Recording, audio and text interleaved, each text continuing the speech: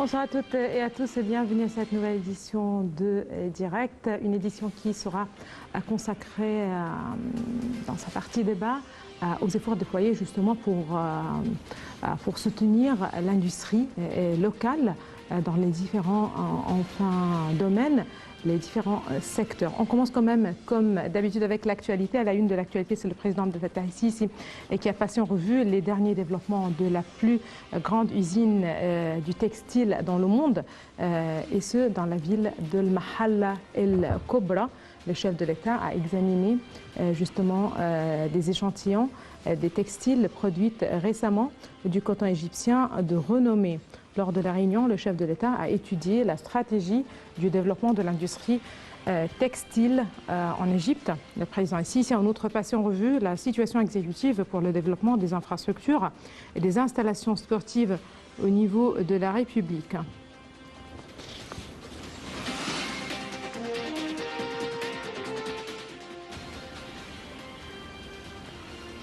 Le chef du gouvernement, Moustapha Madbouli, a fait le suivi des efforts déployés par le Haut Comité médical et des appels au secours du Conseil des ministres en juillet. Madbouli a suivi ces efforts à travers un rapport que lui avait remis le conseiller médical du Conseil des ministres et président du comité, Dr Hossam El-Masri. Le Premier ministre a salué les mesures entreprises par le Haut Comité médical du Conseil des ministres et sa réponse rapide aux appels au secours lancés par les citoyens dans le secteur médical, et ce en coopération avec les ministères et les autorités concernées. Le chef du gouvernement a appelé à poursuivre ses efforts en vue d'alléger la souffrance des malades et de leurs familles selon les directives du président Abdel Fattah el-Sisi, qui a appelé à fournir des soins médicaux globaux et décents aux citoyens.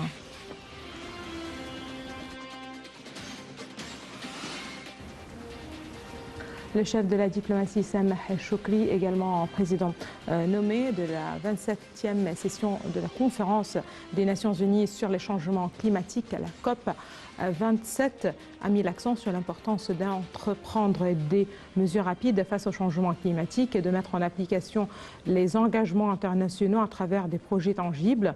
Choukri a fait cette déclaration lors de son discours enregistré sur les priorités de la présidence égyptienne de la COP 27, prononcé durant une table ronde tenue sous le slogan de Forum régional africain sur les initiatives concernant les climats, financement du travail climatique et objectifs du développement durable. Le ministre des Affaires étrangères a souligné aussi l'importance d'œuvrer en vue de fournir le financement requis, ajoutant que les défis internationaux en cours nécessitaient des démarches collectives soutenant l'agenda international dans le domaine des changements climatiques. La table ronde organisée par la présidence égyptienne de la Conférence des Nations Unies sur les changements climatiques en coordination avec le Comité économique de l'ONU pour l'Afrique à Addis Abeba intervient dans le cadre des préparatifs de la COP 27 prévue novembre prochain à Sharm el-Sheikh.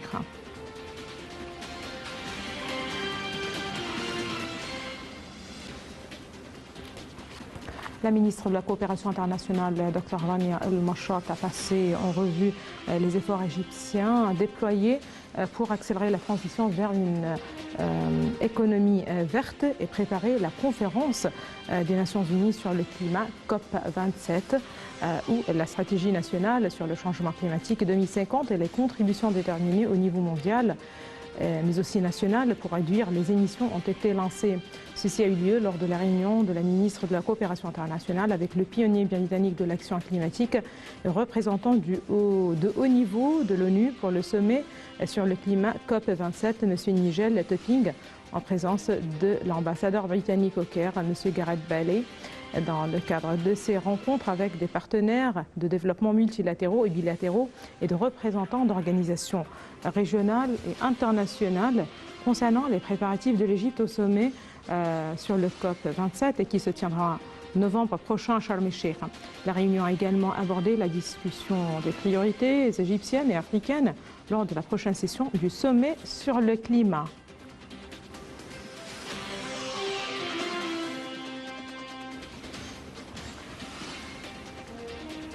Bon, l'équipe sud-coréenne de jeux aériens est arrivée hier sur l'une des bases aériennes égyptiennes pour participer avec l'armée égyptienne de l'air devant les pyramides, un spectacle qui se déroule sous le nom de Pyramids Air Show 2022 le mercredi 3 août. L'équipe sud-coréenne Black Eagles participe avec un nombre d'avions en conjonction avec la présentation de l'équipe égyptienne Silver Stars et de l'avion égyptien Hail Gazelle avec des spectacles aériens impressionnants. Des parachutistes égyptiens vont présenter plusieurs performances lors des activités du festival. En plus de la participation de la musique militaire égyptienne, ce spectacle reflète la profondeur des relations d'amitié et de coopération entre l'Égypte et la Corée du Sud.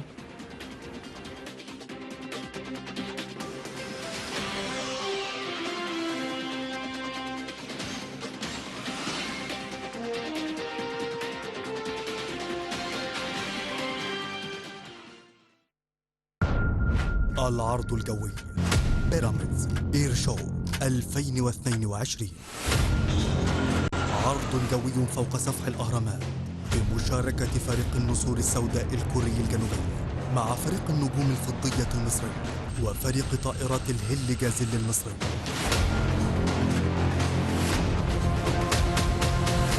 ينفذ في 3 أغسطس 2022.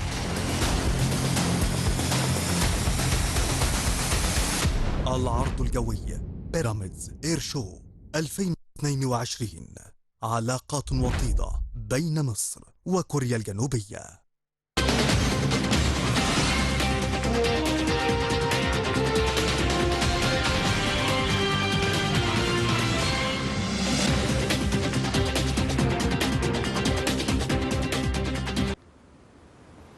Vont transformer justement les crises mondiales en opportunités de développement qui soutiennent l'économie. C'est l'un des objectifs du gouvernement. Le ministre des Finances, Mohamed Maït, a indiqué que 1,1 milliard de livres égyptiennes avaient été justement alloués dans le nouveau budget pour achever l'installation de 13 complexes industriels dans les différents gouvernements. Voici les détails.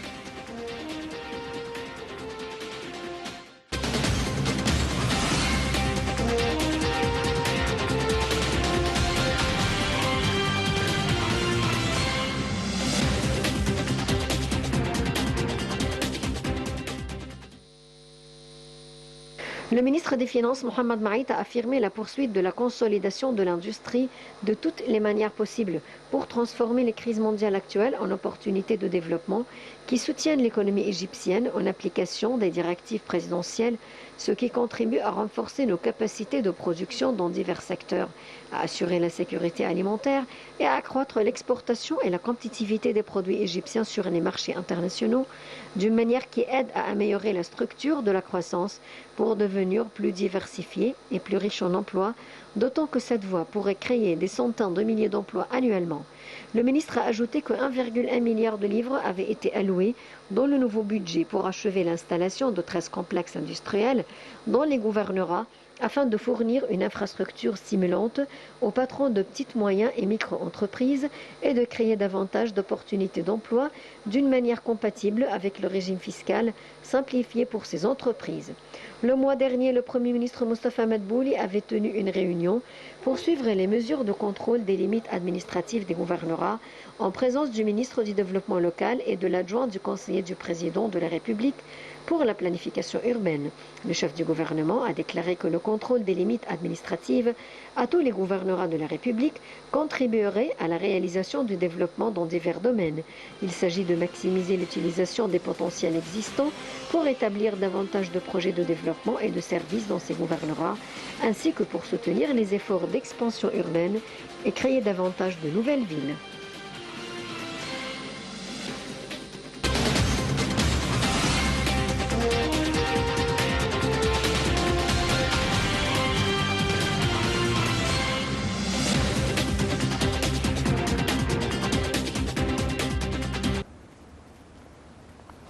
Et justement, pour plus de précision, nous avons le plaisir d'avoir avec nous en ligne, en direct, Dr Hoda Yessa, présidente de l'Union des femmes investisseurs arabes. Bonjour, Madame Hoda Yessa.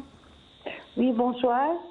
Donc, on parle justement des efforts déployés par le gouvernement, justement pour relancer l'économie nationale et ce, surtout à travers justement la mise en place d'usines d'industrie, justement parallèlement à l'encouragement de l'investissement étranger. Aujourd'hui, quand on parle de la mise en place d'usines, d'industrie locale, quel regard tout d'abord vous portez justement sur cette stratégie? Vraiment, il y a un très grand mouvement qui se passe de nos jours sur le niveau industriel, le niveau économique en Égypte, sur le niveau export, production des produits. Vraiment, ça a un grand changement et ce qui nous aide énormément à l'exportation surtout. Et l'exportation, c'est un des éléments essentiels pour le développement continuel. Étant donné que quand on exporte, ça nous donne l'occasion d'ouvrir des marchés différents et surtout le marché maintenant qu'on commence à être très fort là-dedans, c'est le marché africain. Là où on était vraiment durant les années passées, on était bien loin de cette zone. Non, aujourd'hui on est là, on est présent, les produits sont présents et les compagnies par exemple, les compagnies de construction, les compagnies d'investissement, on travaille main dans la main avec les pays d'Afrique, ce qui aide beaucoup au développement économique de notre pays. Ce qui aide aussi sur le niveau actuel, c'est l'infrastructure qu'on a, qui aide pour le déplacement des voitures, le déplacement des personnes, ce qui aide beaucoup pour attirer les investissements directs dans tous les niveaux. Et aussi, on peut parler très bien aussi du développement qui se passe sur le développement touristique. L'industrie du tourisme est très importante parce qu'autour du tourisme, autour des hôtels, de ses capacités, il y a plus que 360 usines qui travaillent là-dedans. On peut s'imaginer qu'un hôtel, il utilise les dalles, il utilise les peintures, il utilise boiserie, électricité, pisserie, uniforme, toutes choses. Machinerie, électronique, tout. Alors on veut dire que le support que notre président donne Abdel Fattah el-Sisi aujourd'hui au tourisme, ça aide à donner un grand support au développement industriel. Voilà, c'est ce qu'on voit de notre façon de voir comme... Très bien. Docteur Hodayes, justement, on parle aujourd'hui de ce projet de la mise en place de la plus grande usine de textile dans le monde, et ce, dans la ville de El Mahalla El Kobla. On connaît tous que El Mahalla El Kobla, cette région, était toujours le bastion et le siège, en fait, de l'industrie textile en Égypte, mais peut-être dans la région pour de très, très longues années. Aujourd'hui, comment voyez-vous ce nouveau projet de réimplanter peut-être cette industrie dans cette même ville? Je vois que ce qui se passe est vraiment tout à fait différent. Vraiment, on était un des plus grands producteurs de textiles, mais ça a été très négligé durant de longues années passées. Et maintenant, on remercie mon Dieu que ça a changé. Le président a pris comme domaine essentiel, ils ont travaillé très fort là-dessus. On retourne de nouveau à notre siège sur le niveau textile mondialement. Mais ça n'empêche qu'on a beaucoup souffert pendant de longues années, que ça a été une industrie délaissée. Aujourd'hui, ça reprend, ça donne aussi beaucoup de main-d'œuvre. Alors, on lutte contre le chômage, on ouvre des opportunités pour les jeunes, on revient à l'industrie qui est vraiment potentielle pour l'Égypte, étant donné que surtout qu'on est très connu pour le coton. Le coton égyptien, mondialement, a une réputation très spéciale. Alors ça, vraiment, ça nous donne une inspiration, un sentiment de fierté très élevé parmi le monde entier. Très bien. Une industrie basée traditionnellement sur le coton égyptien de renommée internationale. Aujourd'hui, est-ce que l'Égypte pourrait justement reprendre sa place mondialement dans la production justement de produits textiles? Oui, c'est pas seulement pour la production, il faut avouer de quelque chose de très important, que comme on dit, ouvrir les marchés, c'est ça la clé, comme disent les Européens, le marketing. C'est ce qui fait notre président, on peut vraiment baisser la tête et lever le chapeau.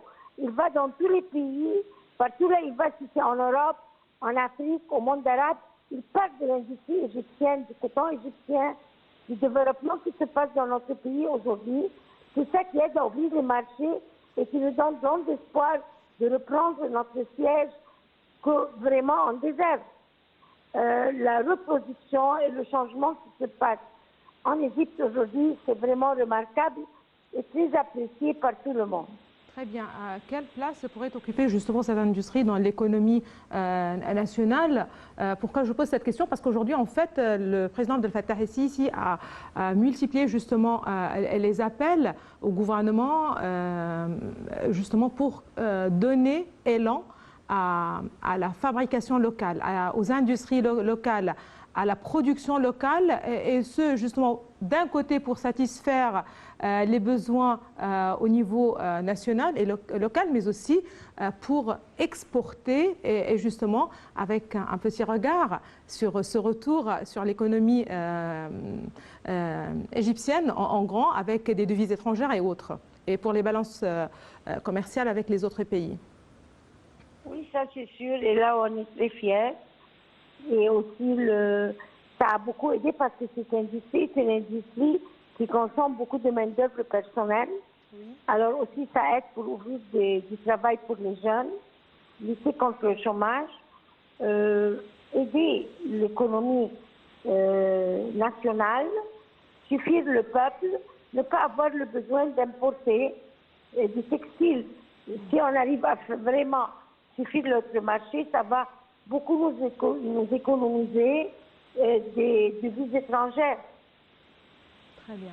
Merci beaucoup à vous, Dr Hoda Yassa. Vous êtes président de l'Union des femmes investisseurs arabes. Merci beaucoup de vos précisions. Et là, on enchaîne en fait avec un dossier qui n'est pas très loin, puisque l'État œuvre en vue de réaliser plusieurs objectifs, lesquels sont le maintien de la croissance, certainement, la création d'emplois, tout en garantissant la solidarité sociale, mais aussi la justice sociale aux défavorisés. À cet égard, le ministère de la Planification et du Développement économique a publié un rapport sur les objectifs du plan de l'exercice 2022-2023 dans le cadre d'une série de rapports annuels sur le plan de développement économique et social pour l'exercice en cours.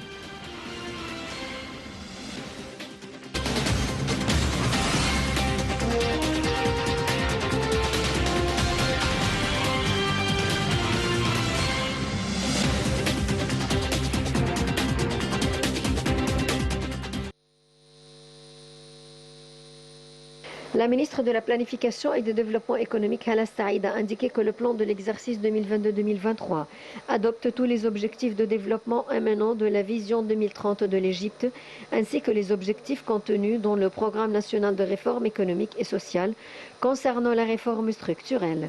La ministre a ajouté qu'en accord avec la perspective intégrée des 3 dimensions du plan de développement économique, social et urbain, le gouvernement tient à concilier la stratégie de croissance économique et la stratégie de création des emplois, en particulier les moyennes, petites et micro-entreprises. La ministre a indiqué que le plan visait à relever le niveau de vie et la qualité de vie des citoyens, ainsi qu'à accorder une grande attention au développement de la campagne égyptienne, conformément à des objectifs ambitieux qui permettent de réaliser un véritable élan en peu de temps, plus la dimension urbaine et environnementale.